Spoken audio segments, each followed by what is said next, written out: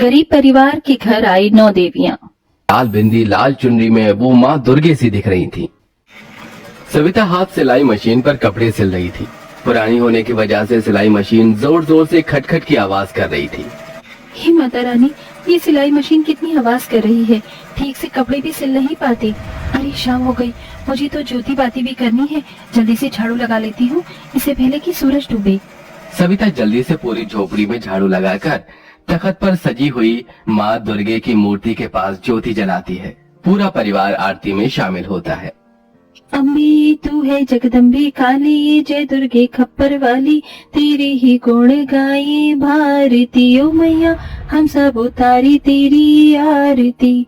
जय माँ दुर्गे, जय माँ दुर्गे। माँ जी, बाबूजी, आरती लीजिए। जय माँ दुर्गा। तभी सविता की नन्ही सी 6 साल की बेटी वैष्णवी हाथ फैलाकर प्रसाद मांगती है। माँ प्रसाद दो ना मुझे। मेरी बिटिया रानी को प्रसाद चाहिए। अच्छा ये लो। ये का माँ बताची, तुम कभी माता रानी को मेवे मिठाई का भोग क्यों नहीं लगाती? पता है लोग मंदिर में माँ दुर्गे को महंगी महंगी मिठाई फल चढ़ाते हैं। ये सुनकर बूढ़ी कुंती ने कहा, माता रानी ने जितनी हैसियत जिसे दी है वो मेवे मक्खन का भोग लगाएगा ही, लेकिन माँ दुर्गा हमारे परिवार को दुख ही दिए जा रही है। नहीं सासू माँ, माता रानी कभी अपने भक्तों को दुख और कष्ट नहीं देती। माँ दुर्गा तो दया की मूर्त है। लाख दुखों में भी गरीब दर्जी सविता की भक्ति माँ दुर्गा के प्रति एकदम सच्ची है। जब कभी उसके परिवार का विश्वास माँ दुर्गा के लिए डगमगाता तो वो माँ दुर्गा के लिए उनके मन में आस्था और प्रेम जगाती थी। परिवार में बूढ़े सास ससुर, पति मुरली था। सविता दिन दिन भर दर्जी का काम करके कपड़े सिलती, जिससे कपड़े सिलकर भी मिली ज्यादातर कमाई के पैसे वो माँ की पूजा प्रसाद में लगा दिया करती। सविता बहू, अब रहने भी दे, बाकी कपड़े कल सी लेना। तेरा देह नहीं थकता क्या? ये सवेरे की लगी है कपड़े सिलने को। माँ जी आप सो जाइए, अभी मुरली भी नहीं आए, उन्हें खाना खिलाना है। तभी मुरली थका हारा काम से घर आता है। अजी आ गए आप? हाथ मुंह धो लीजिए, मैं खाना लगाती हूँ। ठीक है सविता। ये लो जी, सब्जी तो थी ही नहीं, चटनी पीसी है, रोटी बनाई है, खा लो। जो भी है बहुत है सविता, लाओ दो। बढ़िया बना है सविता चटनी रोटी। सुनो जी, मालिक ने पैसे दिए क्या? कल से नवरात्रि शुरू है, घर में कलश रखना है। नहीं सविता, मालिक ने 1 रुपया नहीं दिया। इसी आस में दिन भर चिलचिलाती धूप में काम किया, ईंट बालू ढोया। ये सुनकर सविता चिंता में आ जाती है। उस वक्त तो सविता अपने पति मुरली के सामने चिंता नहीं जताती, लेकिन सबके सो जाने के बाद माँ दुर्गा की मूर्ति के आगे आंसू बहाती है। हे दुर्गा मैया, ये गरीब दुखियारी दर्जी बहू किस तरह से कन्या पूजन करेगी और कैसे कलश बिठाएगी? क्या इस बार तो मेरे गरीब घर परिवार में नहीं आओगी? सविता किसी दूध छुड़ाए बच्चे की तरह बिलख बिलख कर सो जाती है। तभी सुबह के 6 बजे ही कोई उसका द्वार खटखटाता है। इतनी सुबह कौन होगा? सविता, ओ सविता, अरे दरवाजा खोलो। अरे ओ दर्जी सविता, दरवाजा खोलो। अरे मंदा जी, आप इतनी भोर को? हाँ, वो तुमने मेरे कपड़े सिले थे ना, तो उसके पैसे देने थे, वही देने आई हूँ, ये लो। जैसे ही मंदा गरीब दर्जी सविता के हाथों में पैसे रखती है तो उसकी आंखें डबडबा जाती हैं। बहुत बहुत धन्यवाद मंदा जी, धन्यवाद मैया, अब मैं इन पैसों से कलश बिठा पाऊंगी। सविता बाजार से मिट्टी के कलश, जौ, नारियल, चुनरी, फूल, प्रसाद लेती है। हे भगवान, सारे पैसे तो इन सब सामान में खर्च हो गए। मैया जी की नई मूर्ति और जोड़ी के लिए पैसे बचे ही नहीं। सविता व्यथित मन से सामान लेकर घर चली आई, जहाँ पूरा परिवार निर्जला नवरात्रि व्रत किए था। बहू सामान ले आई, चलो अब जल्दी से कलश स्थापना कर लेते हैं। मगर मूर्ति कहाँ है? मुझे पैसे नहीं बचे। सविता अपने आंगन की मिट्टी से माँ दुर्गे की मूर्ति बनाती है, जिसके बाद पूरा परिवार कलश स्थापना करके 9 दिनों का नवरात्रि व्रत आरंभ करता है। पैरों का लाचार बूढ़ा जगमोहन बरसते आंसुओं की बौछार से विनती करता है, हे मैया, इस नवरात्रि के 9 दिन तक हमारे परिवार पर दया कृपा करना माँ। मैया जी, इस नवरात्रि में मेरे परिवार की गरीबी दुख दरिद्रता दूर करना। हे माता रानी, इन नवरात्रि के 9 दिन मुझे अपने 9 रूपों के दर्शन दिखाना माँ, यही इस गरीब भक्त की इच्छा है। जहाँ पूरा परिवार सुख समृद्धि की कामना करता है, तो वहीं गरीब दर्जी सविता नौ देवी के दर्शन की इच्छा मांगती है और इसके बाद ही वो भूखे प्यासे कपड़े सिलने में लग जाती है। देखते देखते शाम ढल जाती है और व्रत तोड़ने का समय हो जाता है। माँ, शाम हो गई, आप जल्दी से हमारे लिए कुछ बना दो ना। कब तक आप अच्छी होगी? तुम्हें भूख नहीं लगेगा? बस बना रही हूँ बिटिया। कपड़े सिलना छोड़कर सविता सिलाई मशीन से उठकर रसोई में आती है और राशन के खाली पड़ी डिब्बे को देखकर दुख में आ जाती है।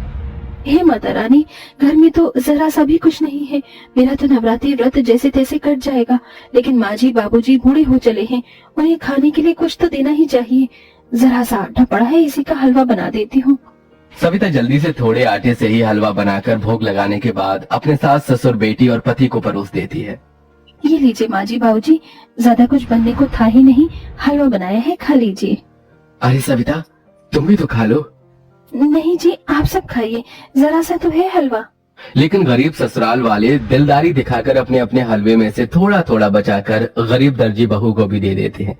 जैसे ही निवाला सविता खाने वाली होती है, तभी द्वार पर 5-6 साल की 2 छोटी बच्ची खाना मांगती आ जाती हैं। कोई है घर में? माता रानी के नाम से हमें कुछ खाने को दे दो, कुछ खिला दो मैया।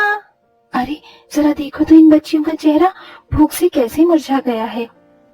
ये कहकर सविता अपने हिस्से का हलवा उन्हें दे देती है। दोनों बच्ची हलवा खाकर चली जाती हैं और सविता भूखे प्यासे ही माता के भजन करती हुई कपड़े सिलने लगती है।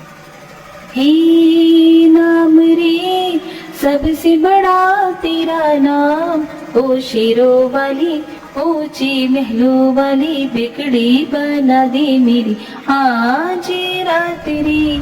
हे बस माता रानी, मेरे परिवार पर दया रखना। मैं खाऊं चाहे ना खाऊं, मेरा परिवार इस नवरात्रि में भूखे ना रहने पाए। हम पूरी श्रद्धा भक्ति से आपकी नवरात्रि कर पाएं। इसी तरह से दिन गुजरते हैं और हर दिन उस गरीब दर्जी बहू के दरवाजे पर कोई ना कोई छोटी बच्ची आकर खाना मांगती।